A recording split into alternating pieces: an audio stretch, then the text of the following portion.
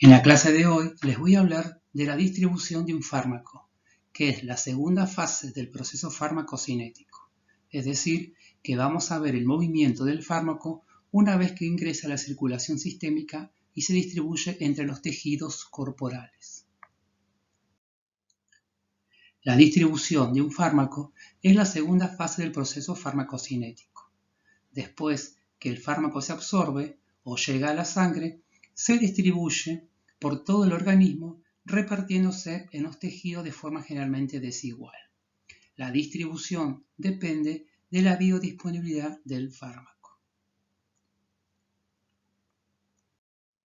La biodisponibilidad del fármaco es la cantidad de medicamento que llega a la sangre después del sitio de administración y está disponible para ser distribuido en las diferentes partes del organismo. Es importante tener en cuenta que cuando se emplea por vía intravenosa algún fármaco, se considera que la biodisponibilidad es igual a la cantidad de medicamento administrado. Veamos un ejemplo para entender mejor cuando hablamos de la biodisponibilidad de un fármaco. El clorhidrato de propanolol es un beta bloqueante no selectivo que se suele utilizar para pacientes con hipertensión arterial o dolor opresivo de tipo anginoso. El informe del prospecto del propranolol nos dice que el fármaco es liposoluble, es decir, que se disuelve con facilidad en presencia de grasas. Debido a esa particularidad que tiene el propranolol, se absorbe en forma completa en el tracto gastrointestinal, luego de su administración oral. También dice que sufre un efecto inactivador que impacta en la dosis del fármaco, dejando una biodisponibilidad de propranolol por vía oral del 25%.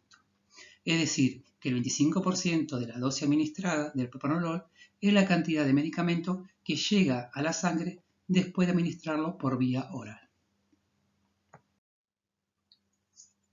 Tenemos un fármaco cuya biodisponibilidad es del 25% por vía oral. Debemos administrar una dosis de 40 miligramos y debemos averiguar qué cantidad de medicamento llegará al torrente sanguíneo. Para poder saber cuánto medicamento llegará al torrente sanguíneo, debemos aplicar la siguiente ecuación, donde D es la dosis eficaz, la B es la biodisponibilidad y la DA es la dosis administrada.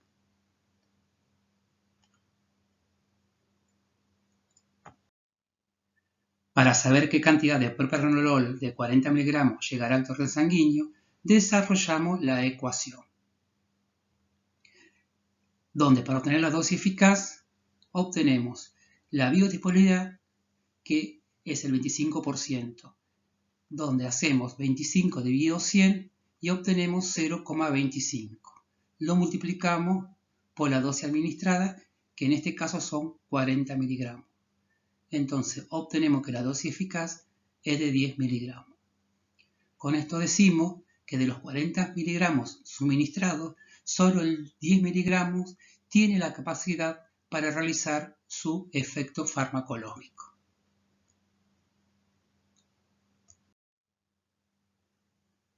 Una vez que el medicamento alcanza el plasma, el principal líquido para su distribución debe atravesar varias barreras hasta alcanzar finalmente el lugar donde va a actuar.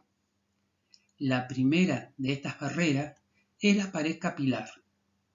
Mediante procesos de difusión y filtración, la mayor parte de los medicamentos atraviesan con rapidez la pared capilar, que tiene la característica de una membrana lipoide con poros llenos de agua.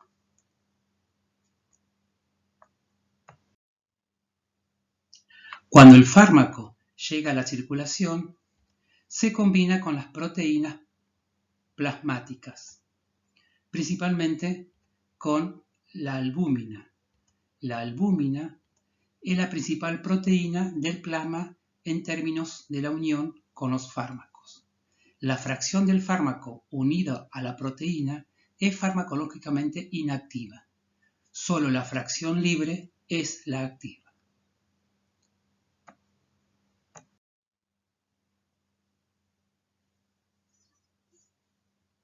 La mayoría de los fármacos pasan desde la sangre al líquido intersticial, a través de capilares por medio de difusión y filtración.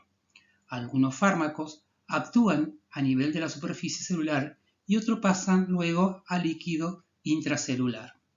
La velocidad de distribución de los fármacos es por lo general rápido. Una vez llegado a la circulación, pasan a los tejidos a los 15 o 30 minutos y se distribuyen en el líquido extracelular, en el agua total del organismo o se fijan en células en pocos minutos.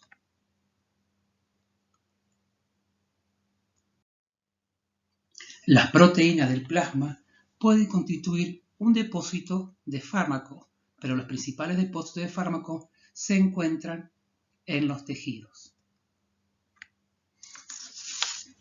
Muchos fármacos se acumulan en las células a concentración muy superior que en el plasma.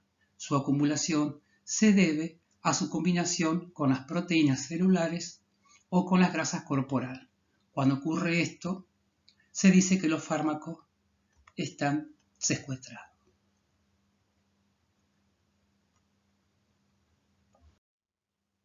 Los principales factores que modifican la distribución de un fármaco son el tamaño del órgano. La distribución es proporcional al tamaño del órgano.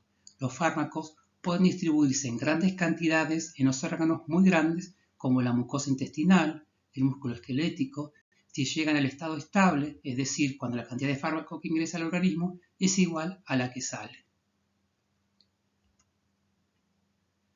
Flujo sanguíneo del tejido. La velocidad de distribución puede estar modificada por el flujo sanguíneo del tejido. Los tejidos que tienen un aumento en el flujo de sangre, como músculos, cerebros y vísceras, reciben gran cantidad de medicamento en menor tiempo. En cambio, los tejidos que tienen una disminución en el flujo sanguíneo reciben una cantidad significativa de medicamento en mayor tiempo.